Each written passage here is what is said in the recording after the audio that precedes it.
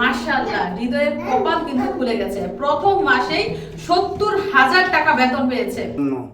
তুমি বলো কার জন্য? মেয়ের জন্য। নিজে নিজে বালতিতে উঠে এখন নিজে নিজে বসে পড়বো। এই পর্যন্ত যাদের উপকার করছি তারা যখন টাকার মুখ দেখে ফেলেছে। দেখুন মূলা দিয়ে মুরগির মাংস কেমন হয়েছে রান্না। আসসালামু আলাইকুম সুপ্রিয় দর্শক বন্ধুরা, আরো একটা খুশির খবর নিয়ে আজকে চলে এসেছি আপনাদের সামনে। তো হৃদয়কে তো অনেকেই চিনে ফেলেছেন। সৌদি আরবে আসার সাথে সাথে মাশাআল্লাহ হৃদয়ের কপাল কিন্তু খুলে গেছে। প্রথম মাসেই ৭০,০০০ টাকা বেতন পেয়েছে। আলহামদুলিল্লাহ, মাশাআল্লাহ। সবাই তার জন্য দোয়া করবেন, কারণ তার অবস্থা তো সবাই জানে। মিশারির আব্বু তাকে নিজ দায়িত্বে সৌদি আরব এনেছে এবং আমরা হচ্ছি তার ভরসার জায়গা। তো এই ভরসার জায়গাটুকু যাতে সারা জীবন ধরে রাখতে পারি এবং আমাদেরকেও যাতে সে সারা জীবন সম্মান করে, শ্রদ্ধা করে এবং আমাদের উপকারের কথা মনে রাখে, সেটাই আমরা চাই। তো সাথেই থাকুন, সারাদিন কি কি করি অবশ্যই দেখে যাবেন। তো আজকে কি রান্না করছি চলুন আপনাদেরকে দেখাই। আজকে রান্না করছি দেশি মুরগি। বাংলাদেশ থেকে যে দেশি মুরগি এনেছিলাম ওইগুলা 2টা মুরগি রান্না করছি। কি দিয়ে রান্না করব জানেন? জীবনের প্রথমবার মূলা দিয়ে আজকে দেশি মুরগি রান্না করব। তো মিশারি আবু প্রথমে বলেছে গরুর মাংস দিয়ে রান্না করতে, তারপর আমি বললাম যে দেশি মুরগি দিয়ে রান্না করা যায় না? বলে হ্যাঁ রান্না করা যায়। তো ভাবলাম যে আজকে এই মূলা দিয়ে দেশি মুরগি রান্না করব। জীবনের প্রথম এক্সপিরিয়েন্স, দেখবো রান্না করে খেয়ে কেমন লাগে। তারপরে এই দিকটায় দেখেন কই মাছ নিয়েছি। কই মাছ দিয়ে কি রান্না করবো? এই যে ডালের বড়ি, এগুলাও কিন্তু দেশ থেকে নিয়ে আসছি, রোদে শুকাই নিয়ে আসছি। এগুলা দিয়ে কই মাছ দিয়ে রান্না করব তরকারি। আর এই মাছটায় পেঁয়াজ কেটে নিয়েছি। তো শুরু করি আজকে রান্না বান্না। মূলা দিয়ে দেশি মুরগি এবং কই মাছ দিয়ে ডালের বড়ি। আর এই পাশটায় ভাতেরও বলক এসে গেছে। মার গেলে নিব অনেক, মার কালা ছাড়াই ভাত খাই লবণ দিয়া। তবে আমি সবসময় মার টাগার। ফুটছে নাকি ভাত? এখনো শক্ত শক্ত আছে। বাবুকে গোসল করিয়েছি, গোসলের পানিটা নিয়ে এখনো পরিষ্কার করি নাই। কারণ হচ্ছে আগে মিশরাতুল জাজমকে রেডি করতে হবে। তাকে ক্রিম দিয়ে, তেল দিয়ে, লোশন দিয়ে, মাথা শ্রিয়ে, পোশাক পরিয়ে একদম রেডি করে ফেলেছি। কি খাও মামা? চিপস খাও? আমাকে একটু দাও। নিবা না? নিবা না? চলে যেতেছে। না বলতে পারে এখন, নতুন একটা ওয়ার্ড শিখছে না। ব্যাঙ্গায় যেতেছে, দেখছেন? মাশাআল্লাহ, এমন একটা মেয়ে থাকলে ঘরে আর কাউকে লাগে না। একজন এই পুরা ঘর জমায় রাখতে পারে না? কি আবার কি আবার কি? তো কষানো মাংসের মধ্যে এখন মূলা দিয়ে দিচ্ছি, লালের মধ্যে সাদা। মানে আলুর পরিবর্তে মূলা। আর কি এখন কেমন গ্রান হয় সেটা হচ্ছে দেখার বিষয়। জীবনেও খাই নাই মূলা দিয়ে মাংসের তরকারি। আর এই পাশ দিয়ে দেখুন ঝোলের মধ্যে বলক এসে গেছে। এখানে জানি কি রান্না করব। হ্যাঁ, এই যে কই মাছ আর ডালের বড়ি আমি ভেজে নিয়েছি। এখন এই ভাজা ডালের বড়িগুলো আমি এই বলক আসা ঝোলের মধ্যে দিয়ে দিচ্ছি। তো এই অবস্থায় চুলার জাল একদম কমিয়ে দিতে হবে, কারণ ডালের বড়িগুলো এই ঝোলের পানি খেয়ে ফুলবে এবং সিদ্ধ হবে। তো আমি চুলার আঁচ কমিয়ে এখন ঢাকনা দিয়ে ঢেকে দিচ্ছি। তারপরে ধনেপাতা দিয়ে নামিয়ে নিব। তো সারা দিনের কাজের মধ্যে আমার প্রতিদিনের কাজ হচ্ছে রান্না করা। এটা একদম মাস্ট করতেই হবে, এবং বাচ্চা কাচ্চা লালন পালন করা। তো হায়াত, মউত, রিজিক, বরকত এগুলো হচ্ছে আল্লাহর হাতে।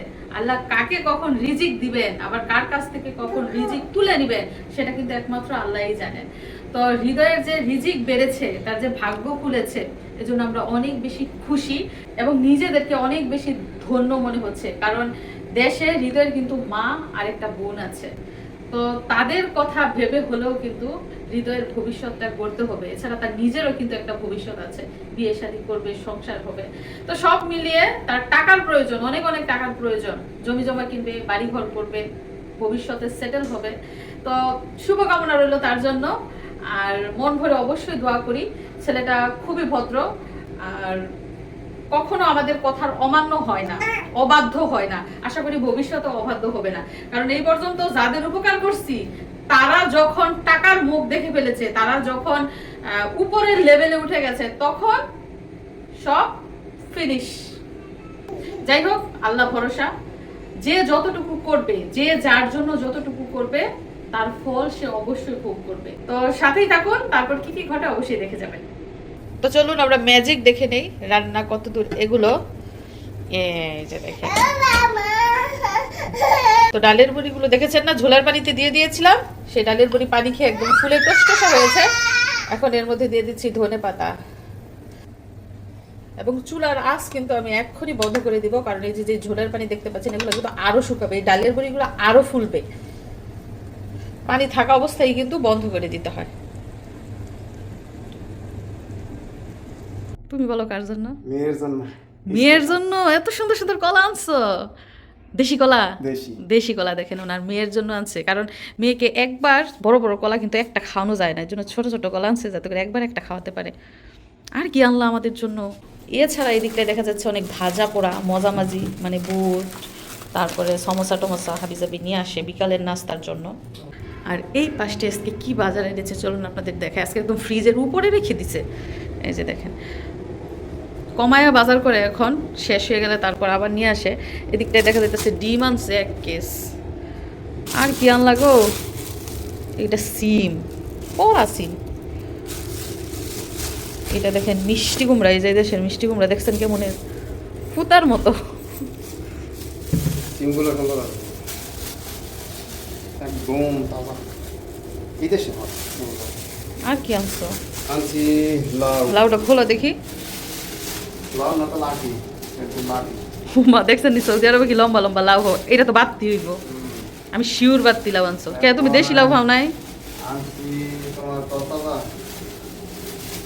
একেবারে ফুল বেগুন লাগানো শশা। শশা। এরপর আছে এটা আরো আকর্ষণীয়। তারপরে কি আনলা? বুঝতে উইস্তা।